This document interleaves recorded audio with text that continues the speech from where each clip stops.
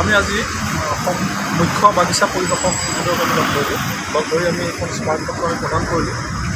তাৰ মূল বিষয়টো আছিলে যে অসম চাহ নিগমৰ যিবিলাক বাগিচা আছিলে, অসম চাহ নিগমৰ বাগিচাসমূহত আমাৰ গভৰ্ণমেণ্টৰ যিটো নটিফাইড আছিলে যে 250 টকা মজুৰি, কিন্তু বহুত দুৰ্ভাগ্যজনক কথা যে তেওঁলোকে 250 টকা মজুৰি নাপায়, তেওঁলোকে মাত্ৰ 205 টকা মজুৰি পায়। এইটো দুৰ্ভাগ্যজনকেই নহয়, এইটো মজুৰি আইনৰ উলংঘন হৈ আছে, সম্পূৰ্ণ শ্ৰম আইনৰ উলংঘন হৈ আছে। আজি 250 টকা যেতিয়া চৰকাৰে নটিফাই কৰিছে, তেনেকুৱা অৱস্থাত 205 টকা মজুৰি পাই থকাটো বহুত দুৰ্ভাগ্যজনক আৰু এইটো ধিক্কাৰজনক মই ভাবোঁ। আৰু বিশেষকৈ ধিক্কাৰজনক যে আমাৰ যিগৰাকী মুখ্যমন্ত্ৰী আছে, সেই মুখ্যমন্ত্ৰীজন থকা অৱস্থাত আৰু এখন গভৰ্ণমেণ্ট বাগিচা হয়, তাত তেনেকৈ এটা চৰকাৰী মজুৰি আইন উলংঘন হৈ থকাটো সেইটো সঁচাকৈ বহুত ধিক্কাৰজনক। আৰু আমি দাবী জনাইছোঁ যে অতি সোনকালে আমাৰ সেই চাহ শ্ৰমিকসকলক যিসকলে 205 টকা পাই আছে, তেওঁলোকক 250 টকা মজুৰি প্ৰদান কৰিব লাগে। আৰু তেওঁলোকে ৰেচনো নাপায়, যিমানখিনি আইনী ফেচিলিটি আছে তেওঁলোকে এইবিলাক দিব লাগে। আৰু যদি দিব নোৱাৰে, মই ভাবোঁ যে হিমন্ত বিশ্ব শৰ্মাৰ চৰকাৰৰ এগেইনষ্টে যাতে শ্ৰম আইনৰ অধীনত যাতে কেছ হয়, সেইটো আমি দাবী কৰিছোঁ।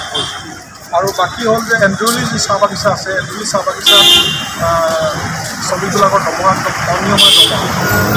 অনিয়মীয়া দৰমহা হৈ আছে। গতিকে সেইটোলৈ আমি দাবী জনাইছোঁ যে অতি সোনকালে নিয়মীয়া কৰিব লাগে। আৰু তেওঁলোকে আমাক কৈছে যে অহা কেইদিনমানৰ ভিতৰতে এখন উচ্চস্তৰীয় বৈঠক হ'ব, তাত গভৰ্ণমেণ্টক ইনভল্ভ কৰিব আৰু তাৰপিছতে এটা ৰিজাল্ট ওলাব বুলি তেওঁলোকে আমাক আশ্বাসন দিছে।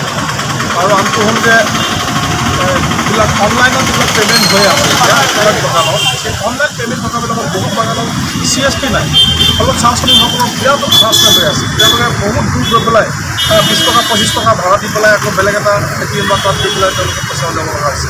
আৰু বহুত ক্ষেত্ৰত CSP ফৰ্মবিলাক ল'বৰ কাৰণে তেওঁলোকে কাৰোবাক পইচা দিব লগা হৈছে। গতিকে এইখিনি কথা আমি স্বাস্থ্যৰ ক্ষেত্ৰত কি ক'ব? বাগিচাৰ আমি গ্ৰুপ হস্পিটেল যিবিলাক বন্ধ হৈ আছে, বহুত ঠাইত বন্ধ হৈ আছে, সেইটো আমি দাবী জনাইছোঁ অতি সোনকালে হস্পিটেলত খুলিব লাগে। আৰু আমাক এটা কথাটো ক'লে চিফ ইন্সপেক্টৰ মহোদয়ে, যে তেওঁ ক'লে যে আমি অলৰেডি এটা নটিফাই কৰিছোঁ, যিটো হৈছে যে যিবিলাক হস্পিটেল আগতে আছিলে এতিয়া বন্ধ হৈ গৈছে, সেইবিলাকে কাষৰ প্ৰাইভেট হস্পিটেল হ'লেও তাত চিকিৎসাৰ ব্যৱস্থা কৰিবলৈ আমি নিৰ্দেশ দিছোঁ বুলি তেওঁ আমাক আজি জনাইছে। আৰু যিবিলাক বাগানত বহুত বাগানত ডাক্তৰ নাই, সেইটো আমি দাবী উত্থাপন কৰিছে, সোনকালে ডাক্তৰ এপইণ্টমেণ্ট দিব লাগে। আৰু তেওঁলোকে অহা মেডিকেল বোৰ্ডৰ মিটিঙত এই কথাটো উত্থাপন কৰাৰ কথা কৈছে। বাকী আমি